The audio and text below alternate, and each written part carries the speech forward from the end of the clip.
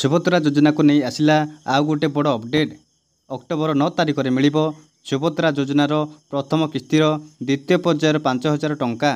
तेबे केते तारिख रु केते तारिख मध्य आवेदन करथिले मिल सुभद्रा योजनार 5,000 टंका एवं जो मैंने सेप्टेम्बर 15 तारिख पूर्वर आवेदन करथिले 17 तारिख में 5,000 टंका पाई नथिले सेमानंकु कोन करबाको पड़िबो।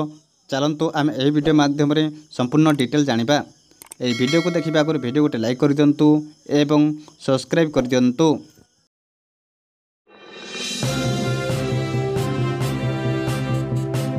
उपमुख्यमंत्री प्रभाती परिडांकर बड़ घोषणा।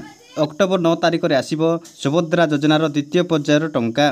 प्रथम किस्तिर द्वितीय पर्यायर टंका हिताधिकारी को दियाजिबो। बारिपदार आयोजित सभारे मुख्यमंत्री मोहन चरण माझी यह टंका प्रदान करेंगे। सेप्टेम्बर 7 तारिख पर्यंत जो महिला माने यह सुभद्रा योजना आवेदन करेंगे सेमानंकु सुभद्रा योजना टंका मिलिबो बोली सूचना देचंती उपमुख्यमंत्री प्रभाती परिडा। एथर प्राय 40 लाख महिला द्वितीय पर्यायर सुभद्रा टंका प्रदान करा जिवो। वर्तमान सुधा 97 लाख महिला सुभद्रा योजना आवेदन करचंती।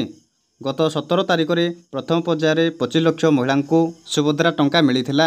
मार्च 8 तारिख पूर्वर समस्त योग्य हिताधिकारी को टंका मिलिजिवो एवं जो मानकर आधार कार्ड सहित ए पर्यंत बैंक पासबुक लिंक नहीं सेमाने बैंक को जाई आधार कार्ड सहित बैंक पासबुक को लिंक कर दियंतु।